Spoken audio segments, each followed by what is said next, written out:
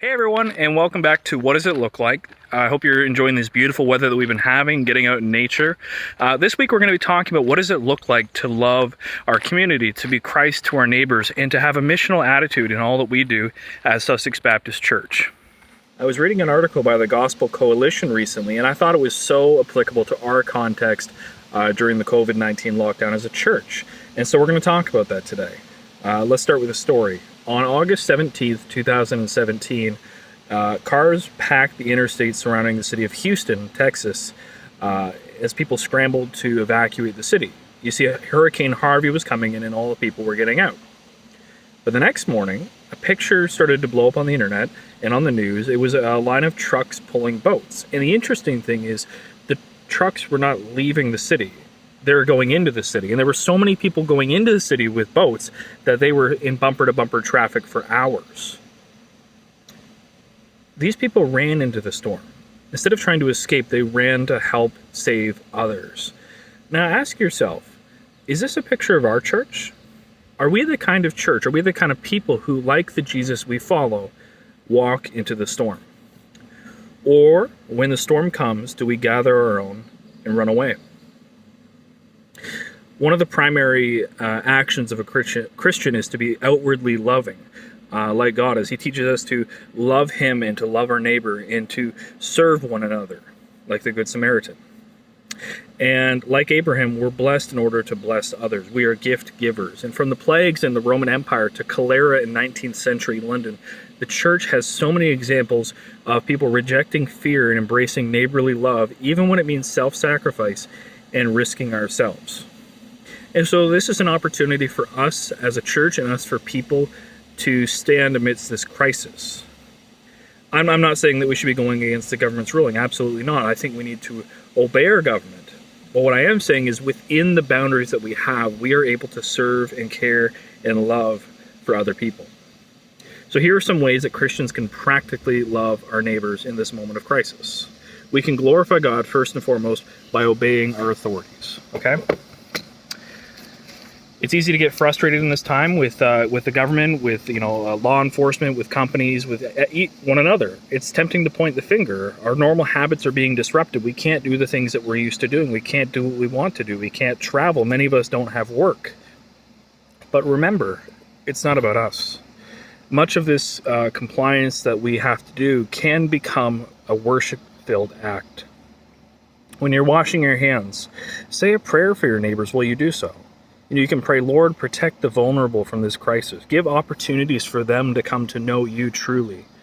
And when you see people on the street, wave instead of hugging. And intentionally pass peace while you do so. You can say, peace be with you. Number 2, we can look after the elderly and the immunocompromised. We know that the virus affects some groups more than others. The elderly, for one, are probably the most at-risk group, followed by those with health conditions, and then expectant mothers and children are also a vulnerable group. So if you're one of the groups who is at low risk, then work with your church and your community to organize ways to keep at-risk people safely quarantined and to bring them anything that they may need during this time. And the church is used to doing this. We're used to bringing meals to new parents or to people who recently moved to our community or at-risk peoples who are suffering. But we can use these systems to serve the vulnerable within our communities now. So I'm a millennial, and it's this incredible moment for our generations to serve. Singles and couples without kids are especially well situated to help serve. You can also love your neighbors this way. So you can bring your neighbor a care package. You can give them a call, see to their needs, write them a letter. Everyone's home right now, so we have an unusual opportunity to serve people in many new and wonderful ways. Number 3, we can admit there's a crisis, but not panic. The best leaders don't lie or hide reality, but they also don't panic. They tell the truth and they lead courageously. So pastors, businesses, and community leaders should understand that like it or not, right now, we're suddenly in an incredibly significant role. We can also do this as a collective voice in our homes or schools and on social media. Us as a church, we can help to lead the public by not downplaying a pandemic that will certainly kill many. But we can also steward conversation towards acts of service and not inward acts of self preservation. So we can teach people to care for others during this time instead of just trying to care for themselves. We can also share good information and ignore bad information. If you're on social media, which most of us are, you would know that there's many armchair epidemiologists voicing opinions on statistics. But this is not the time. This is a time where we need to give deference to experts and, importantly, not cloud the air with misinformation. We need to love our neighbors by sharing important information. And don't harm them by being unwise about what you share or choose to post. It's very helpful to share and footnote reliable information, but it's harmful to circulate hearsay or unsubstantiated information. So be careful when you're sharing stuff on social media. Love your neighbor by taking a few minutes to at least read the whole article and maybe to fact check what you're about to post. We can also serve healthcare workers. In this pandemic, we should think of healthcare workers as soldiers protecting our families. They're the ones risking life and limb to protect others, and we should be praying for them, supporting them, bringing meals to them, and doing everything possible to help serve our community in that regard. These people are voluntarily walking into burning buildings to do things that we can't do. So let's help them to do the things by doing the things that we can do. We can also spend money as an act of economic love. And this one was interesting. I didn't think about this at first. One of the huge effects of pandemics is a fiscal shutdown. The young coffee shop owner down the street probably won't get sick, but her business might die if people stop ordering. We must obey authorities, but within those boundaries, we have to see our spending as an act of charity, as an act of love, of which the root word is caritas, which is love. And Sussex is full of small businesses that depend upon us for their survival. So, flourishing economies are real threads of shalom. It would be easy to let fear stop you from participating, but this is actually an opportunity to spend more money than you otherwise would at local establishments. So as long as you stay within the boundaries of the authorities' recommendations.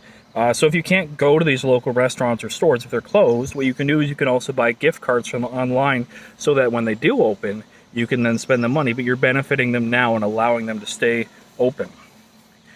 You can get takeout from local places instead of hoarding stuff from the grocery store.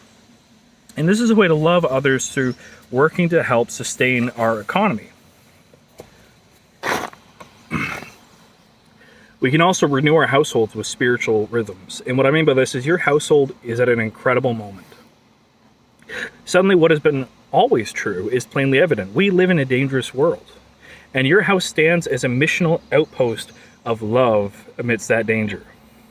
So in a time of voluntary or enforced quarantine, all normal household rhythms have been disrupted. It's been changed, which means that this is an opportunity to form new rhythms, to make changes that guide you towards God's power in a time of human powerlessness by reading the Word together. And you can also take this as an opportunity to reframe how your household spends its time and practice habits that guide you towards courage in a cultural moment of fear by praying together. You can also be careful how often you view the news, because what we consume directly affects who we are and what we become.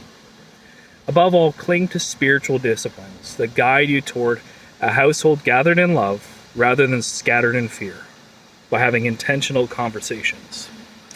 And we can also embrace our online ministry. Time and time again, history has shown that our bodies don't just need health, our souls need hope. The human capacity to endure in the harshest of circumstances is incredible, so long as that there is hope. For Christians, this means reminding ourselves that Jesus is our only hope in life and in death, and communal worship is central to this hope. Christian community is the primary place where we process our anxieties and preach the good news of Jesus to each other. While now is a time where we absolutely must significantly alter the way that we meet by meeting online, we must not give up small and safe gatherings, even if that means we have to gather together by digital means. So consider that this is an amazing time to experience and remember what has always been true. The church is not just a building, but a people summoned together in the name of God. Consider that this is an amazing time to live in solidarity with the global persecuted church, which always has to meet in homes. Consider above all that by clinging to online church, we resist isolation as an act of hope. There are great resources to help you think about how to do this wisely and safely. Understand that your soul needs friendship like your lungs need air. Your spirit needs community much more than your house needs more supplies. Listen to authorities to stay safe, but fight for the Christian community to stay alive. So we are walking into the storm. And my prayer is that God would lead Sussex Baptist Church into a moment of maturity here, where we remember our core identity is that we are a body of believers who are so blessed that we might become a blessing to others. Let us then, like our Savior, proclaim and walk into the storm as we love our community, as we are missionaries to those living around us.